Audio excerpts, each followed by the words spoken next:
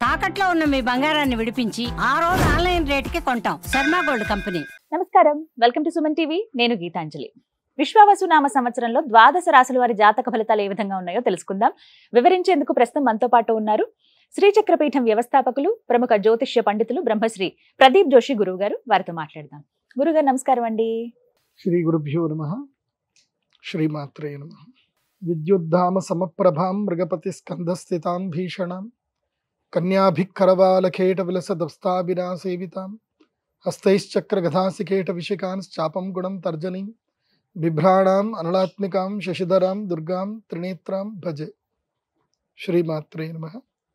శ్రీ గురుభ్యో. మేషాది ద్వాదశ రాశుల యొక్క ఫలితాలు మనం ఈ విశ్వావసు నవ సంవత్సరంలో తెలుసుకోబోతున్నాం. ముందుగా ప్రేక్షకులందరికీ, సనాతన ధర్మ బంధువులందరికీ, మీకు కూడా శ్రీ విశ్వావసు నామ సంవత్సర ఉగాది శుభాకాంక్షలు.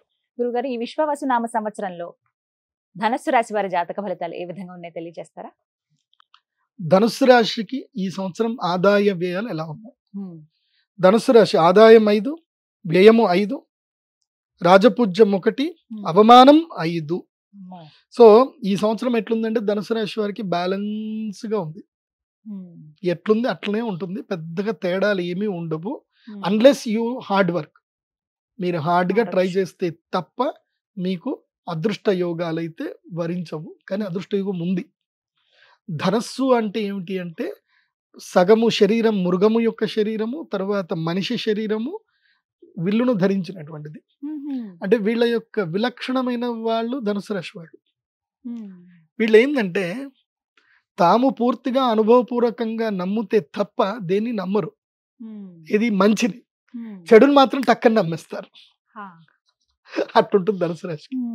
కాబట్టి అందులోనూ మూలా నక్షత్రం, మూల, పూర్వాషాఢ, ఉత్తరాషాఢ నక్షత్రం 1వ పాదం వరకు ఈ జాతకస్తులు ఎలా ఉంటారు అంటే మూలా నక్షత్రం, ముఖ్యంగా మూలా నక్షత్రం అద్భుతమైన తెలివితేటలు ఉంటాయి. కానీ ఈ సంవత్సరం ఆ తెలివితేటల్ని అహంకారం అనే మబ్బు కమ్మేస్తుంది. మీరు అహంకారం అనే మబ్బును తీసేస్తే అద్భుతమైన జాతకం మీది ఈ సంవత్సరం. ఎవరు? ధనుసు రాశి వాళ్ళందరికీ. మీరు అహంకారం నుంచి బయటపడండి. అండ్ వన్ మోర్, ఇంకోటి ఏంటంటే ఈ ధనుసు రాశి వారికి ఉన్న ఒక చెడ్డ లక్షణం ఏంటంటే వీరు గతంలో ఎప్పుడు జీవిస్తారు. ఏంటి? గతంలో జీవిస్తారు. వీళ్ళు 10 ఏళ్ళు అయినా సరే ఆ గతాన్ని మర్చిపోరు. దాన్ని పట్టుకొని బ్యాగ్ వేసుకొని తిరుగుతూనే ఉంటారు. ఏంది అంటే గతం బ్యాగ్ పట్టుకొని తిరుగుతూ ఉంటావు. నువ్వు గతం బ్యాగ్ వేసుకుంటే నువ్వు భవిష్యత్తు వైపు ఎలా పరిగెడతావు? ఇప్పుడు బ్యాగును మోస్తూ పరిగెత్తేవాడు ఫాస్ట్గా పరిగెత్తాడా? 2 చేతులు ఖాళీ చేసుకొని పరిగెత్తాడు ఫాస్ట్గా పరిగెత్తాడా? ఖాళీగా ఉన్నాడు. కానీ నువ్వు బ్యాగులు క్యారీ చేస్తావుగా.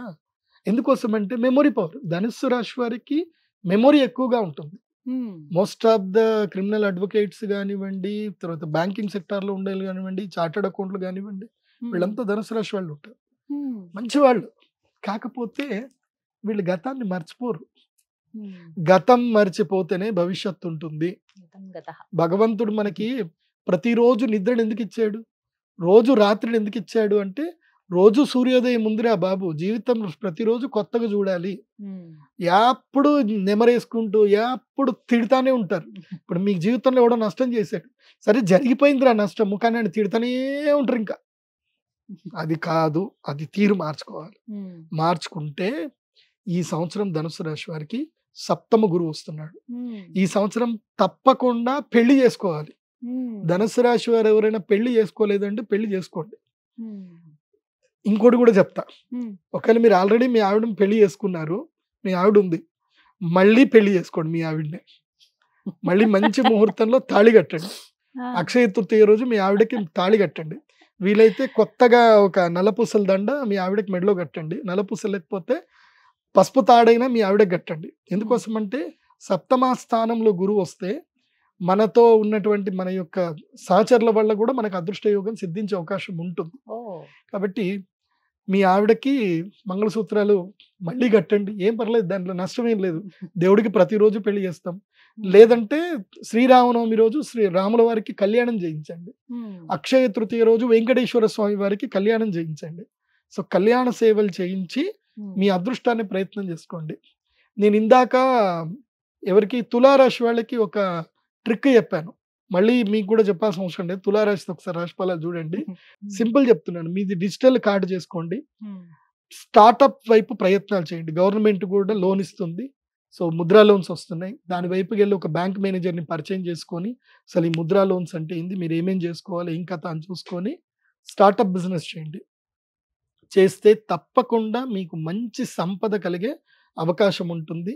ముఖ్యంగా ధనుసు రాశి వారు కాన్సన్ట్రేషన్ చేయాల్సిన వ్యాపారాలు ఏంటంటే వస్త్ర వ్యాపారం చేయండి, రెడీమేడ్ క్లాత్స్ వస్త్ర వ్యాపారం చేయండి, ఎలక్ట్రానిక్ అండ్ ఎలక్ట్రికల్ వ్యాపారాల మీద చూడండి, ఆర్టిఫిషియల్ ఫ్లవర్స్, తర్వాత artificial intelligent, marketing, agencies, distribution, packing, అలాగే ప్లాస్టిక్ వస్తువులు కానివ్వండి, క్యాటరింగ్ కానివ్వండి, లేదంటే ఇంటీరియర్ ఆర్కిటెక్చర్ కానివ్వండి, ఇలా ఏదైనా సరే పని బిజినెస్ చేయండి. ధనుసు రాశి వారికి నేను అడ్వైజ్ చేసేది ఏంటంటే బిజినెసే చేయండి. లేదంటే ఇగో మా సుమన్ టీవీ మొదలు స్టార్ట్ అయింది, నా 8 కెమెరాల నుంచి 12 సిస్టమ్ల నుంచి స్టార్ట్ అయింది సుమన్ టీవీ. మీరు కూడా స్టార్ట్ చేయండి, ఎదగొచ్చు. ప్రోగ్రెసివ్ వైపు ఉంటుంది, మీడియా ప్రోగ్రెసివ్ వైపు కూడా ధనుసు రాశి వారికి ఉంటుంది, ప్రయత్నాలు చేయండి. మరి వీరికి ఇంకా మంచి జరగాలంటే ఏమైనా పరిహారాలు గురువుగారు? పరిహారం ప్రధానంగా చేయాలి అని అంటే ధనుసు రాశికి గురువే అధిపతి కాబట్టి, మీ రాష్ట్రాధిపతి సప్తమంలో వచ్చాడు కాబట్టి ప్రతి గురువారం తప్పకుండా శ్రీ దత్తాత్రేయ స్వామి దేవస్థానానికి వెళ్ళడము, దత్త మంత్రము, దక్షిణామూర్తి మంత్రం చదవడము, అదేవిధంగా అక్షయ తృతీయ ఏప్రిల్ 30వ తారీఖు నాడు కుబేర సంపుటి యంత్రాన్ని ప్రసాదంగా స్వీకరించండి, మహాలక్ష్మి యాగం చేయండి, అంత అద్భుతాలు జరుగుతాయి. ధనుసు రాశి వారికి 12 ఏళ్ల తర్వాత సప్తమ గురువు వస్తాడు, అదృష్టం వస్తుంది, మీ భార్యను మీరు మళ్ళీ పెళ్లి చేసుకోండి. ధన్యవాదాలు గురుగారు, నమస్కారం. శ్రీమాత్రే.